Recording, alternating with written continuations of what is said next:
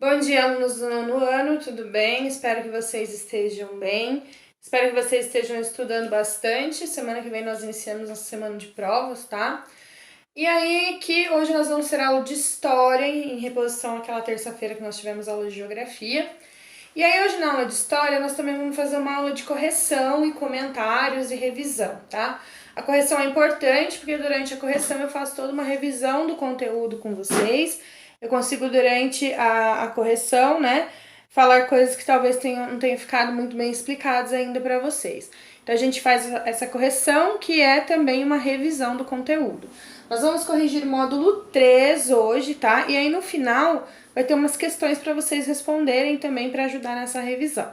Então, vamos agora para a nossa correção. Bom, nós vamos então à nossa correção do módulo 3, o módulo que fala da República no Brasil, né, o início da República, de uma forma não tão pública como nós já estudamos, tá? Então, vamos lá. Vamos fazer uma rápida revisão aqui. Esse módulo falou do novo regime, dos antecedentes da República, falamos da República das Espadas, falamos do início da República Volver, a República do Café com Leite e chegamos até o Convênio de Taubaté. Então, o início mesmo da nossa República, os primeiros anos da nossa República. E aí nós temos as atividades para nós corrigirmos. Aí nós vamos fazer igual ontem, tá? Eu vou comentando e eu coloco a correção do sistema para vocês ali no canto da tela, ou na tela inteira às vezes. Bom, então aqui, ó, relembrando a República Volver, uma república que não teve participação do povo, os imigrantes que vieram para o Brasil, os símbolos criados, né, na Primeira República, os símbolos que foram utilizados. E aí nós vamos começar a fazer a correção da atividade 1. A atividade 1, ela pede para a gente ler os versos, alguns dos versos do hino da Proclamação da República, que foi criado em 1890 por Medeiros Albuquerque e Leopoldo Miguez. Então vamos lá ver esses versos, ó. Seja um pálido de luz desdobrado sob a larga amplidão destes céus. Seja um hino de glória que fale de esperanças de um novo porvir. Nós nem cremos que escravos outrora tenham havido em tão nobre país. Hoje o rubro lampejo da aurora acha irmãos não tiranos hostis. Sangue vivo do herói Tiradentes batizou nesse audaz pavilhão. Liberdade, liberdade, abre as asas sobre nós. Das lutas na tempestade, dá que ouçamos tua voz. Então, a gente percebe que é um hino que fala muito de liberdade, que fala de um futuro promissor, né? De um futuro com bastante progresso para o Brasil. Aí, a letra A, ela pergunta pra gente quais ideias estão associadas ao conceito de coisa pública nesses versos, né? Então, aonde nesse verso que a gente pode observar referências ao conceito de república, aquele conceito de república que a gente sempre estudou, que é república, coisa pública, né? As res pública. Então, quando a gente lê os versos, a gente pode observar, né? Nesses trechos aqui. Nós nem cremos que escravos outrora tenham havidos em tão nobre país. Então, aqui ele faz uma crítica à escravidão. E a crítica à escravidão tem a ver com o conceito de república, porque é o conceito de igualdade, né? Acha irmãos, então todos são irmãos. Então, essa parte aqui, ó, todos são irmãos. Liberdade e liberdade. Então, essa parte também vai falar de república. Então, são esses versos, né, que mostram o que de coisa pública tem. O que esses versos querem mostrar pra gente? Quais são as ideias desses versos, né? Esse verso fala de igualdade, de um país igualitário, onde todos são iguais, pois não tem escravidão e todos são irmãos. Então, igualdade, né? Um país igualitário. E aqui a gente fala de liberdade, né? Que é a liberdade do ser num país. Então, associa-se as ideias de igualdade e liberdade nesses versos. A B, tá perguntando, né? Por que Tiradentes é mencionado nesse hino? Vocês lembram do Tiradentes do ano passado? Tiradentes que foi morto, né? Esquartejado para servir de exemplo. Agora ele vira herói. Por quê? Porque ele foi um dos primeiros a buscar a república, buscar a independência do Brasil na Inconfidência Mineira. E aí ele aparece como uma vítima da monarquia. Agora o governo coloca que a monarquia matou o Tiradentes. Então ele é o grande símbolo, porque foi um dos primeiros a pedirem a república e foi uma vítima da monarquia. A C, gente, porque os regimes políticos e governos criam símbolos como bandeiras, hinos e heróis, né? Por quê? Porque um país, ele tem muito a ver, né, com o convencimento que você vai expor para a população de que aquilo vai ser bom para a população. Então, o símbolo, né, é uma forma, uma mensagem, uma forma de você passar uma mensagem para a população daquilo que seu país vai ser. E aí, quando você cria uma nova nação, essa nação, ela precisa ter suas referências. E essas referências são os símbolos.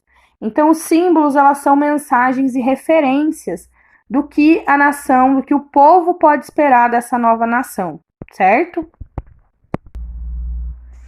Aí, agora aqui na atividade 2, né? Tá perguntando, tá mostrando uma tabela da população apta a votar, certo? Da Constituição de 1891, e aí pergunta: por que o modelo federalista favorecia as oligarquias estaduais? O modelo federalista é aquele da política dos governadores, em que os governadores têm bastante autonomia dentro do Estado. E esse governo federalista, ele vai favorecer as oligarquias estaduais pelo fato de que as oligarquias estaduais, elas estavam mais perto do governador.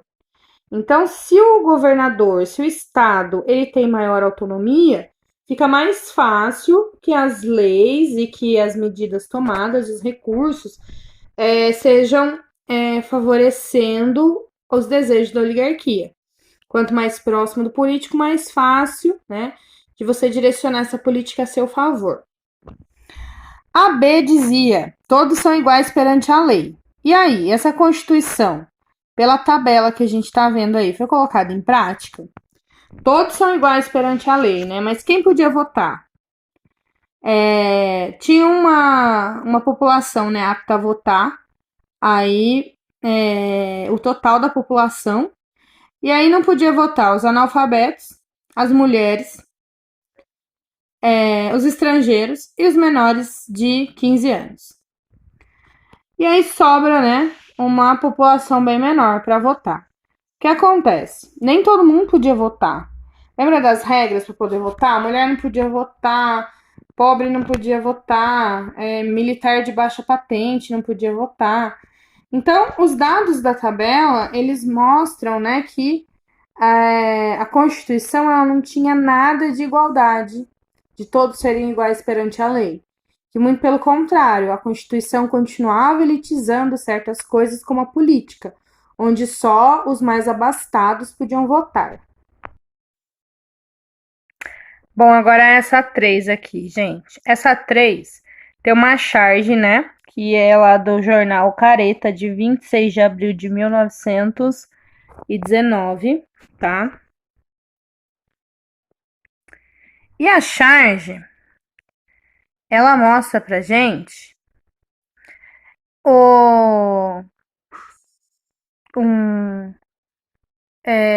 uma figura maléfica, né? Coando votos escrito Rui, e esses votos saem do coador com o nome de Epitácio. Então, como que a gente descreve essa charge, né? A gente tem uma figura maligna coando votos de um candidato para se transformar em votos de outra pessoa e representa a fraude, né? Ou seja, independente de quem as pessoas votassem, o candidato eleito era o que a grande elite queria. Mesmo que a maioria dos votos fosse para um candidato, porque os votos eles eram, né, escritos, então havia uma manipulação. Essa é a fraude representada, certo? E aí, o que isso tem a ver com o coronelismo, né? Tem a ver que o voto ele não era secreto, era aberto. E os coronéis eles manipulavam quem as pessoas iam votar, as pessoas do lugar onde ele tinha influência. Então, em uma determinada vila, um determinado coronel tinha influência, lá ele ia escolher o candidato. E mesmo que a pessoa votasse em outro candidato, isso podia ser manipulado ainda. Então, ela associa, né, isso ao coronelismo, porque os coronéis eram um dos principais fraudadores da eleição, ao obrigar as pessoas que estavam dentro das suas terras, das suas posses, a votarem no candidato que ele apoiava. Aí agora a C, gente, por que práticas como essa distorciam os valores republicanos? Porque são práticas, né, que colocam em xeque a liberdade, a igualdade, a transparência. São práticas que não atendem ao público, mas sim a uma parte só da população. Por isso elas distorcem os valores republicanos. Fala que se quer uma república, porém só se atende os valores da elite. E uma república é uma coisa pública para todos. Agora, essa primeira questão do em casa, ela causou dúvida em bastante gente, né? E eu vi que poucos acertaram. O título República Volver tem um duplo sentido. O sentido literal, associado a um comando militar, e um sentido do som da palavra. Então, vamos explicar os dois sentidos, né? O termo volver, quando se relaciona ao comando militar, ele está ligado a organizar a tropa, né? Então, ele significa voltar para o lado, virar para o outro lado, mas ele é muito utilizado para organizar a tropa. Então, seria uma república volver. Vamos organizar uma república. Esse é o sentido militar. E o sentido do som da palavra, né? Volver. É um sentido de vamos ver o que é essa tal de república. Vamos tentar volver a república. Né? Então, é um sentido de, vamos ver então, né, o que é essa tal de república, vamos ver se dá certo, vamos tentar. Então, esse é o sentido do som da palavra, certo? Bom, aí a 2, né, uma questão até da Unicamp. Após a proclamação da República, uma nova bandeira nacional foi criada para substituir a antiga bandeira do Império. O lema da nova bandeira era ordem e progresso. Porque o governo republicano determinou que se substituísse a antiga bandeira? Gente, é óbvio, né? Um novo governo, uma nova bandeira. Se você continuar com a bandeira antiga, né? Você continua mostrando que você vai fazer coisas iguais ao governo antigo. É uma questão de referência, de simbologia. Se você muda tudo, significa uma coisa totalmente nova. Então, ter uma nova bandeira era mostrar de fato que seria um novo governo, totalmente diferente, tá? E a B? Explique por que naquele momento era importante para o governo republicano demonstrar sua preocupação com a ordem pública e seu compromisso com o progresso. Bom, a preocupação com a ordem e progresso, né? Por isso o sentido do ordem e progresso, ele vem primeiro. Uma parte, né, uma grande parte dos republicanos, eles queriam a mudança da política, mas eles não queriam uma desestruturação da sociedade. Então, eles queriam que se mantivesse muitas coisas ainda e eles continuassem na elite. Então, era importante para eles terem a segurança de que os militares, o governo republicano, ia manter uma ordem pública, que não ia ter revoltas de trabalhadores, não ia ter revoluções. Isso era importante.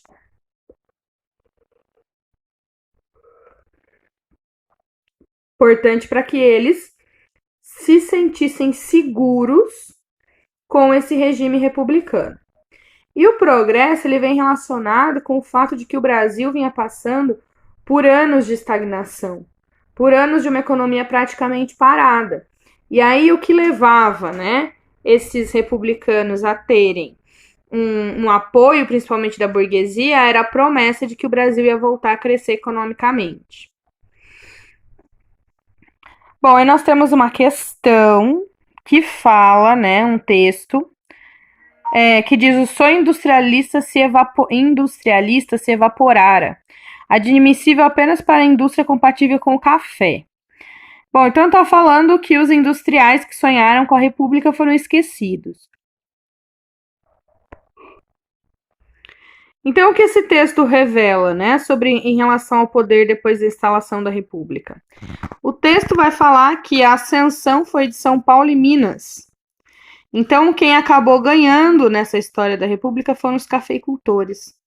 Então, o texto revela que os vencedores da luta foram os cafeicultores, não os industriais que estiveram tão envolvidos com o processo de proclamação da República. E aí tem o trecho: compromisso pluralista de interesses. Pluralista, mas não nacional. Bom, então quando a gente fala de pluralismo de interesses, são vários interesses, mas não nacionais. Isso mostra que havia, sim, vários interesses sendo atendidos. Por quê? São Paulo tinha determinados interesses e Minas outros interesses. E o interesse dos dois eram atendidos, por isso que eram interesses pluralistas.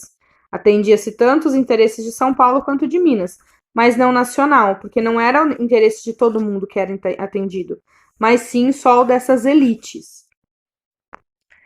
Aqui na questão 4 tem um texto, né, de como era as eleições em Paracatuba durante a Primeira República. E aí a primeira questão pergunta: qual prática da Primeira República o texto descreve? Como a gente chega nessa conclusão? Qual prática está sendo evidenciada aqui, gente? O coronelismo, é claro. Como que a gente chega nessa conclusão? Então, olha, ele diz que o dia da eleição era sempre festivo em Paracatuba, beberia um bom trago de graça e também almoçaria na casa de câmara. Essa era a maior honra que lhe tributavam. Então aqui está dizendo que o eleitor não escolhia o seu voto, porém, só no dia da eleição ele era bem tratado. Então era o coronelismo, né? Era o patrão escolhia quem eles iam votar e cuidava para que o eleitor chegasse até a hora de votar sem nenhuma outra interferência. Bom, então não, né, gente? Se a gente observar, houve uma série de restrições para que essa república fosse de fato pública, uma série de exclusões, como as mulheres, os mais pobres, os analfabetos. Então, esse projeto não foi colocado em prática. E aí, por último, a 6, explique o módulo, o título do módulo, a Primeira República no Brasil, nem tão pública. Então, aí ficou fácil depois de toda essa revisão, né? Era república no nome, né? Foi uma transformação na estrutura de poder, mas uma transformação que não atingiu todas as pessoas.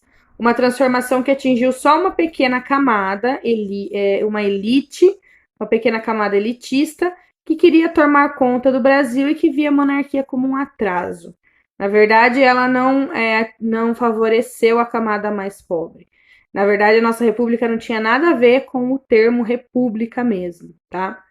Bom, agora nós vamos corrigir o rumo ao ensino médio. Bom, vamos corrigir o rumo ao ensino médio, então? Eu aqui com o meu lápis que a Dara me deu, que eu tenho ainda assim, porque eu guardo muito bem as coisas que eu ganho, viu, dona Dara? Então, a primeira questão da Mackenzie fala do contexto histórico responsável pela proclamação da República e pede o que não se inclui, tá? Então, o que não se inclui? O alto grau de consciência e participação das massas urbanas em todo o processo de proclamação. Lembra que eu critiquei muito, né? Eu não, né? Os historiadores, eu também, lógico, que a nossa proclamação da República, que é uma coisa pública, ela teve de tudo menos a participação da população. Então, pouca participação das massas urbanas. Então, isso não teve, por isso a E é a correta. A 2 da UERJ tem um texto, né? Um texto adaptado das Crônicas do Chique.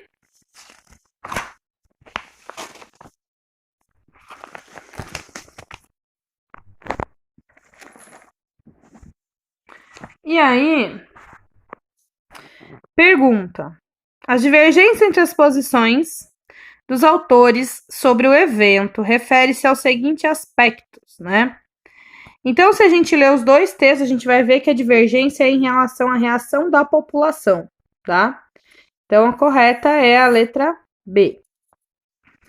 A 3 da UERJ mostra o símbolo da República, né? Representada aí por uma mulher. E diz: Glória à Pátria, diz a revista Ilustrada um dia após a proclamação da República do Brasil, numa comemoração que representava o desejo de mudança que trouxesse ampliação dos direitos políticos e da cidadania. Aí, no que se refere aos direitos políticos da primeira Constituição republicana, temos como uma das características, né? O direito à cidadania pelas mulheres não o sistema de voto eleitoral, exclusão das camadas populares com a instituição do sistema eleitoral direto, não. O aumento do colégio eleitoral, não. E sim a possibilidade do controle dos eleitores pelos proprietários rurais, através do voto aberto. Então, é a D a correta. A 4, que diz que, com a proclamação da República no Brasil, as antigas províncias passaram a se chamar estados. A mudança de província no Império para Estado na Primeira República não foi somente questão de nomenclatura, considerando que, quando nós tínhamos províncias, nós não tínhamos governadores, a gente tinha presidente das províncias. E quem escolhia o presidente da província era o poder central. Enquanto os presidentes dos estados, né, que são os governadores, no caso, eram eleitos pelas situações políticas, sociais e regionais. Essa é a diferença. A 5 tem um texto também que fala do coronelismo e depois ele pergunta: nesse período esta prática estava vinculada a uma estrutura social igualitária não, estagnada não, tradicional, falando de engenho de cana-de-açúcar não, ditatorial não, mas sim agrária, marcada pela concentração de terra e do poder político local e regional. E por último, a 6, que fala do governo de Taubaté, pede para dizer qual medida não foi adotada, que foi a autorização para bancos emitirem células de tesouro com a criação de novas linhas de crédito. Então, a única coisa que não foi autorizada foram novos empréstimos para os cafeicultores, certo? Bom, então essa foi a nossa correção de hoje. E aí, eu adorei terminar o vídeo com a imagem do leão, achei tão legal. E aí vai ter uma lista para vocês fazerem lá e mandarem para mim, como atividade de hoje. E eu desejo para vocês um ótimo fim de semana, uma boa Páscoa na medida do possível, né, com isolamento social. Porém, o isolamento social não impede que a gente coma chocolate. Então pode comer chocolate sozinho. É bom que não precisa dividir com ninguém, né? Brincadeira, gente. Mas um bom final de semana e continuem se cuidando e até semana que vem.